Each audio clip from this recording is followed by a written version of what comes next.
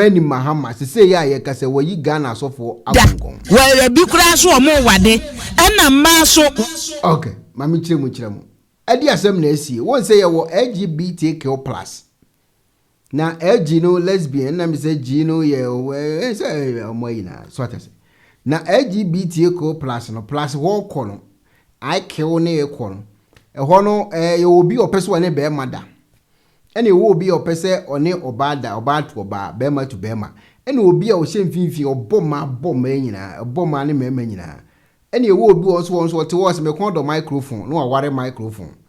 Obi wo te wa wo se me pese me mene camera no akom mene camera to ne yem no wanyam.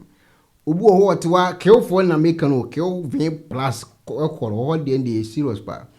Obi wo te wa o pese one akokoye wedding na yakope eyesofo no one akoko no akoje no my wedding any kill plus wokon omuni plus ubu otiwa opeso oware ebia sekan tia no akofa sekan no my wedding omu kill ehokon eno ana betodwa John Mahama say according to John Mahama o say sanu ma wi amokike nyina no enka motete mu ma ofie na mu priti o mu kan nsem kire o mu ofie ni ade ke hu hia se beka ho asem kora ana eye Christian Council for ni nkofo o mu di akire se Mahama so obetwam ni ade ise esh che ma asem a o kan di hu because wo ka kire se wo be ye yi a wo be di so a wo betwa ade mu sisi e na afide di story na ade ma esi enkotete yembai John Mahama say family values ni important monwene no ho because I say e was mo tete wo ba ofie mo ma mo ni kom ma ho ni saa ne o ma no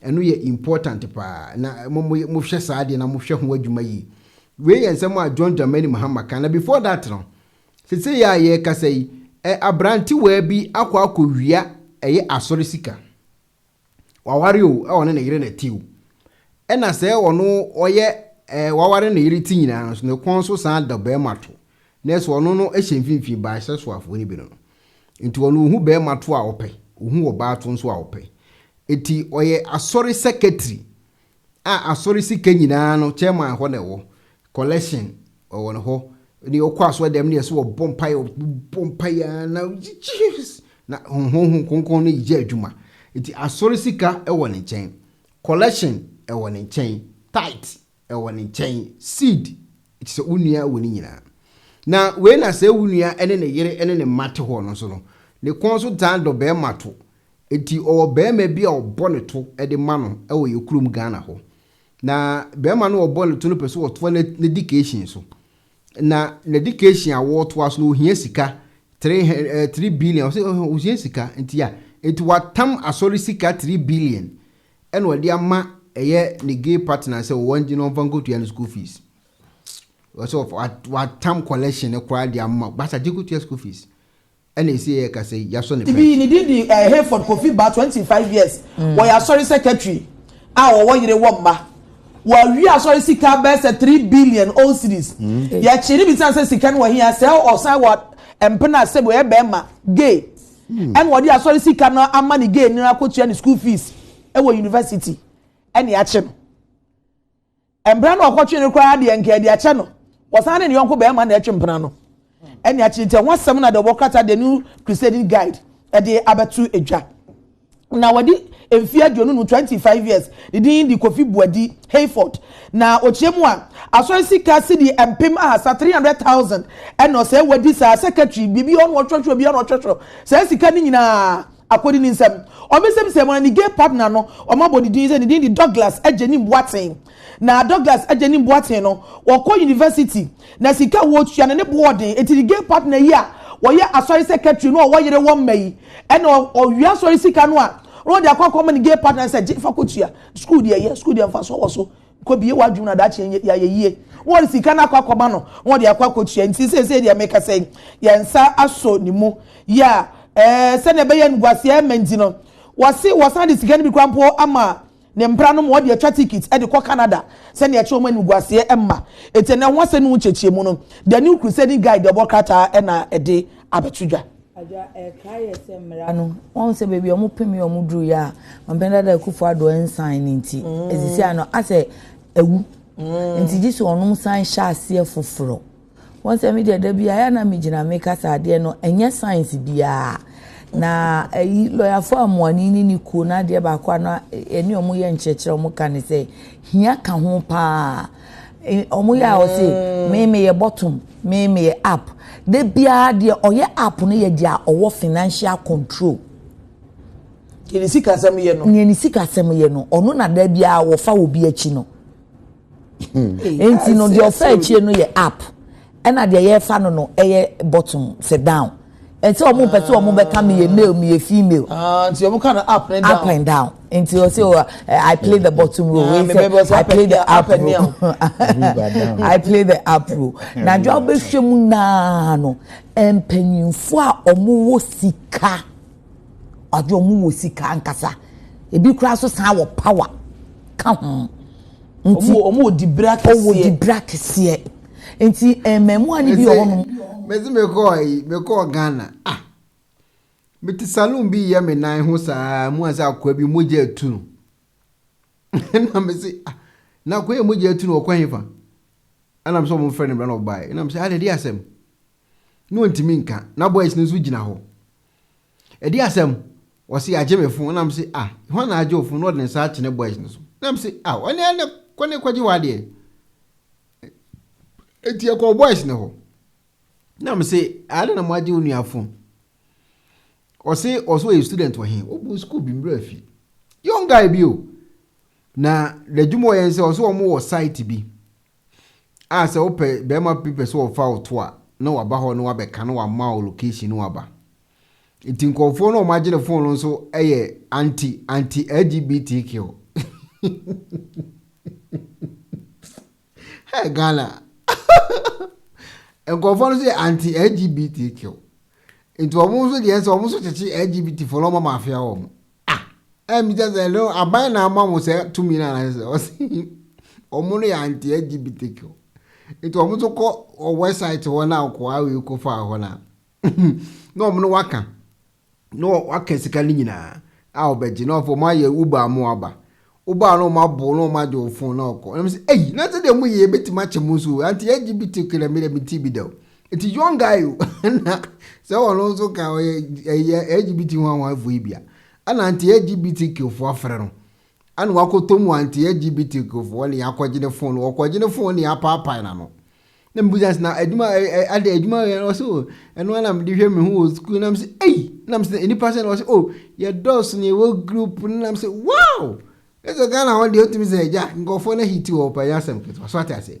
nti kiofo ne yenye mi ja kio ni de bi nya mpie ho kio no bi mpie ho eda bi kio ho kio no fo ne bi ho om ne emponche obete sa bi aboa bi kam mu ba kwana be mak beti agina chi no obu ni to agum beti akoko bi ye obakwana be ma besi agina akoko no so no obu ni to agum beti na krama bi ye wow obakwana be ma besi achi no kiofo ne bi ho ye kiofo ba mi say kio plus no plus Kyei-Duah plus wo ko ne bi ni ho omo mbeti ma ware microphone omo mbeti ma ware ebia sekan omo mbeti ma ware ebia jata ebia sebo peso ne sebo tena omo mbese ebia oba ware ebia TV pool ebia se TV pool si wa no akọ ware TV pool ana se antenna tanko fo de bi nyampi ese ko na yenko tie hawa John Mahama kan na asem Ghana force we yi o magongon because John Mahama say obesi suwa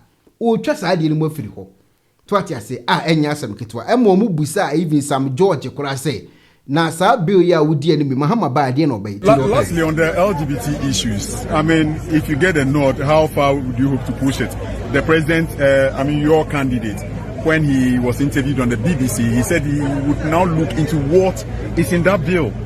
You know, that's a misconception that's been put out. And I listened to that full BBC interview. President Mahama has been clear that he will sign that bill, and he has no option than to sign that bill. President Mahama will know no peace from Sam George until he signs that bill. And he himself has said that to the clergy, that as a Christian, as a member of the Assemblies of God Church, he will sign that bill. What the president said to the BBC was in response to why President Akufo-Addo has not signed the bill. And he said to them, look, what you, President Akufo-Addo, should have done, instead of rejecting service of the bill, was to have received the bill, stated what his displeasure is with the bill, which is what the Constitution says. The Constitution in Article 1067, President Mahama, in his response to the BBC, was referring to the Constitution of Ghana. Article 1067 says that when he gets to the president, he must within 14 days indicate whether he would sign or not sign. If he chooses not to sign, he then has to bring it back to Parliament and then state in the memo to Parliament the reasons why he's refusing to sign and add the recommendations to remedy those challenges he sees. Otherwise, within the 14 days, he can refer it within 30 days. He can refer it to the Council of State, who have 30 days to give him advice. That's what President Mahama was saying in that BBC interview. He was not saying that he now has to read the bill. President Mahama has read the bill.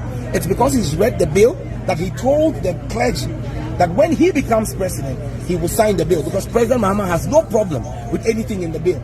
That explanation he was given was basically what the president should have done as a lawyer in line with our constitution, because the president's decision not to have service of the bill on him is unconstitutional and shows you how reckless and irresponsible Akufo-Addo is as a president. And some of those who you see and to one da and to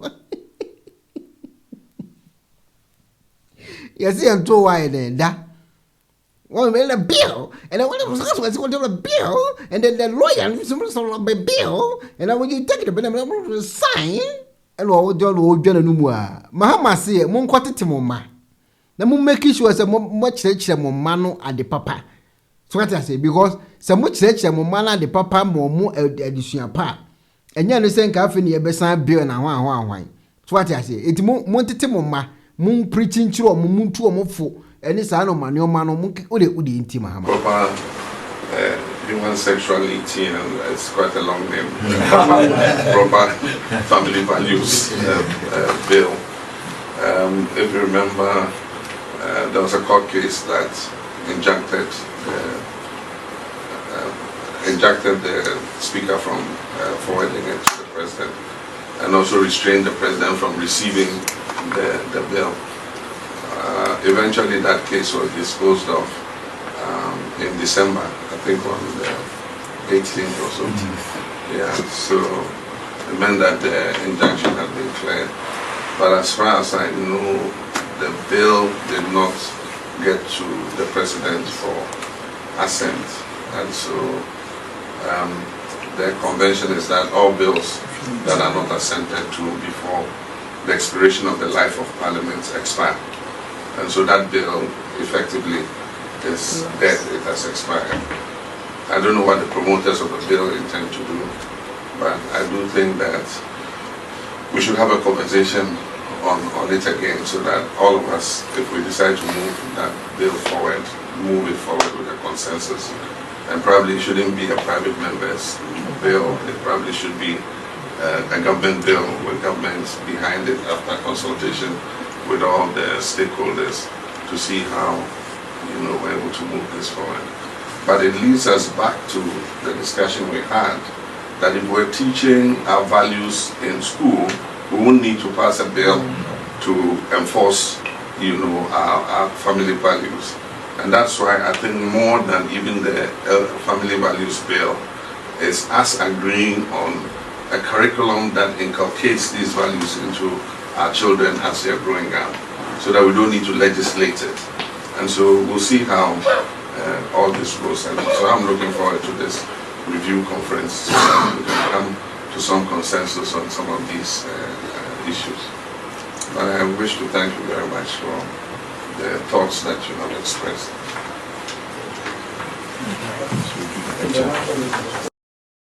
Monko tete mumba.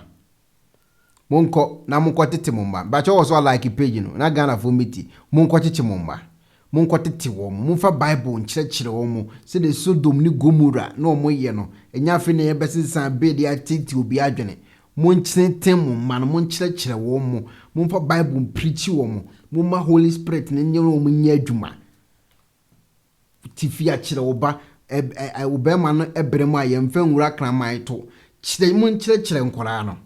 Ena Mahama aka no se oba no se wodu mfi pen so na obema epija yemfa nko hye eye aponkoto chire wo ba no mutete mo chechiro mo Adam ni Eve osire mu si ye o mu se wo ye wane be obene be ma nkotena oni oba mo nchire nkwala no tinya afina ka bill be hani pa adwene mo nchire mo ba se ne be ma pija yemfa ne jata nye ne sa mo nchire mo ma no fi mo nchire mo ma se untimi ka se me kondo microphone me ko ware no mo nchire mo ma no don't John Mahama ensem wo de abetu na eho na eja Adom FM fo we bi kura so omo wade na mma so wo mo se da bi me mpa be ma me yonko ba me ne betena mewa no na bi so wo no mu a watumi kwa so me chance ya me no mu aduani ase ne esim eben no efe ti chance ne mpesa me wa no nso akonya sofo wo se me kira so ma wa chance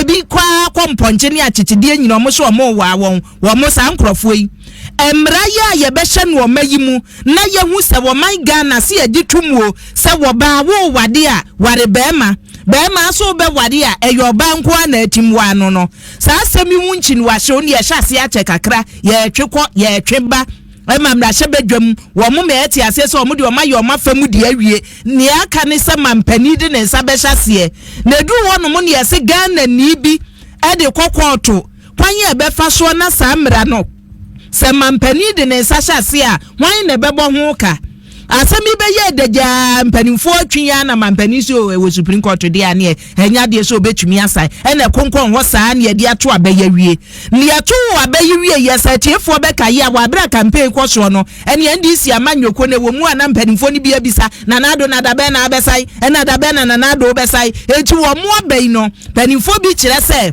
namu bisasa ba dada no mbesa ne dabe ntimu abade a ene monsa na nnabusia enwanu ye na mampani John Mahama de aba se emra no se ne esitie wo so osaye enye yiye se ne esitie yi se ne dabo yi se ne mpanimfo hyehye no yi wo so ka so de ne se hyase enye mra papa ne edika ye wo mu onie wo se mra hye badwam no eye ankura bi ene wonum so de ye mra hye badwafo bi ene wo mo de mra no call yes private members bill ene wo mo ye ho adwuma gi tum nti na nne wo mo bi se se na hwan ena ho ka wo bebo wo se ba ne sa anwe ye aniema bebre nkoye wom etie wo se aban ena mra no chese wo de ne nsa hyase esomu ebo ho ka nyina wo se anu nti ne wontumi nsai na abusia wo de entie we mra.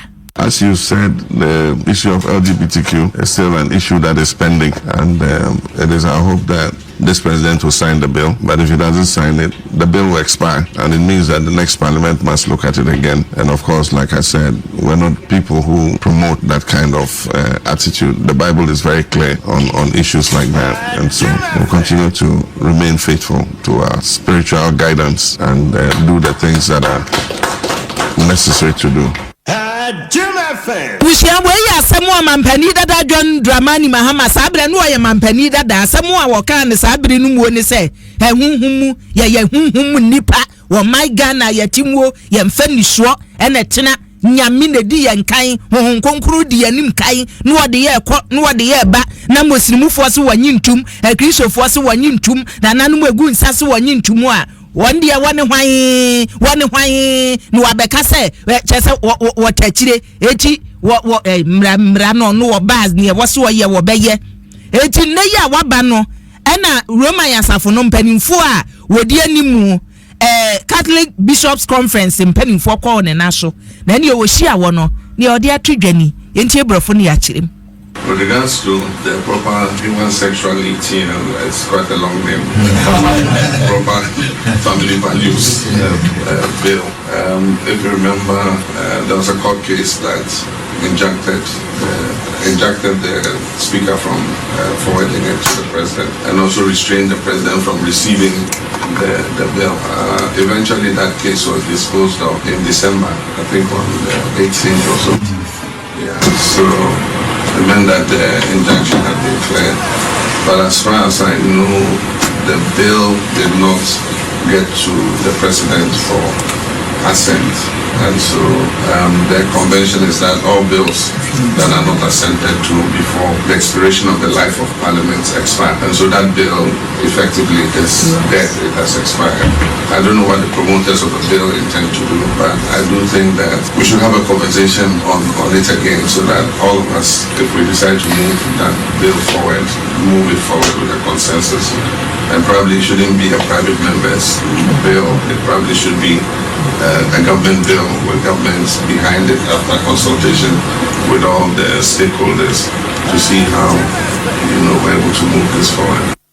Abushia besre ene no ti dede wo mu anade akyeye na asemu amampani ka nyina ne se emra no wonye se bia wadwane afiri ba bia kane no ogina ne wo mu an se emra yi se ye mra se badwafo gitum wie na wo se kotom amampani pono so mane san ya ye wo bere kura etumi da hoduru wo se wo hesa abere no a atwam ena ne atusu mienu so se ye kase ankurankura ena nso mra wo yasene se private members bill na wo no da che hwan na ebebo ho kanchi wo ne se aban no som oman no som se ombe kitemu a eno ne ade a ebeboa na eba ni se ya na empanimfo bi ya bodi animu ekọ yese da bi emra no yenhwe ne yanyintum wo mu na omudi animu kon ya lawyer Moses for money ene asofo akanifo bi oka ho no abusia yebekọ mo ho na yahwe mampani asemu a woken wo so ndie won sesa anano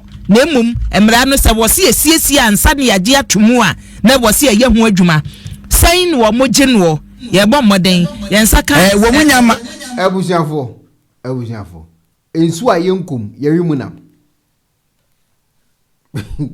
we de be na mebu ensu a yenkum no me pa so ye wimunam Mosimu mpe LGBTQ plus and V and C and D. O musika de mbedi on. Mbedi ala mwos lo Ghana o. O musika de mbedi. Eni amonti ase o. Na mba mo ko fo ni nyisu o madwene. Se mbe san wo hon de amonti ase mo mo. Ne mfa se mo nko biem. Mo nko je o mo kapre. Because nsu ayenkum yenwi munam. Mo amoti Ghana nyina obi ade o musika da. Asofo ya mbu Ghana we. Mosimu so dom na Gomora. Munyina mo disi ko musikada. Blakk Rasta na ka akire muti. I am glad that Mahama is talking about something I've been advocating all these years. Going back to the roots and educating our people. Talk to our people about patriotism. Instill it in their growing up. And when they grow up, with all apology to the Bible, they shall not depart from it. Kai, this is deep. Hey! Now, listen attentively. Now the LGBTQI plus is nothing but punitive. If you do it and we catch you, you will go to jail. If you do it and we catch you, we will whip you. If you do it and we catch you, we'll do this. Oh yes? Have we educated our people to understand that this is bad and why it is punishable? There's a lot of ignorance in our country. A lot of illiteracy in our country. You can have 1 million people join you on the road to demonstrate, yet they don't even know what they are demonstrating about. My brother, my sister, Mahama is saying that he thinks it will be better for us to go into the moral fiber of the society rather than bringing about punitive measures about the LGBTQI plus thing. It's the same thing about our prison system. Prison is not supposed to be punitive. It is supposed to be what? Reformative. Blakk Rasta, say it again. I said prison is not supposed to be punitive.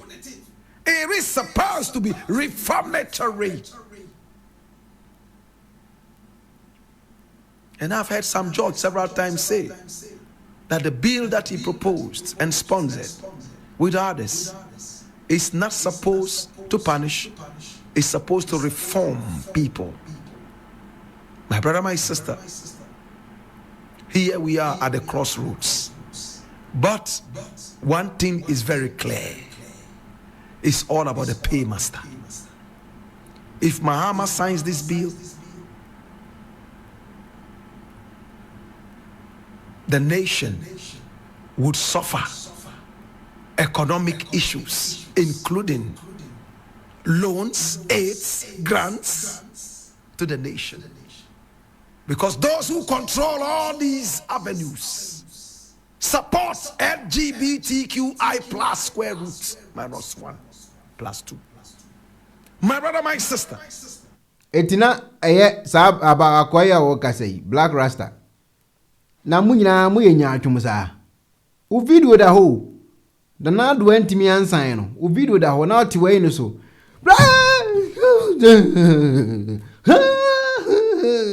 Oti wei no na ohuri said the one man ade bi. Ana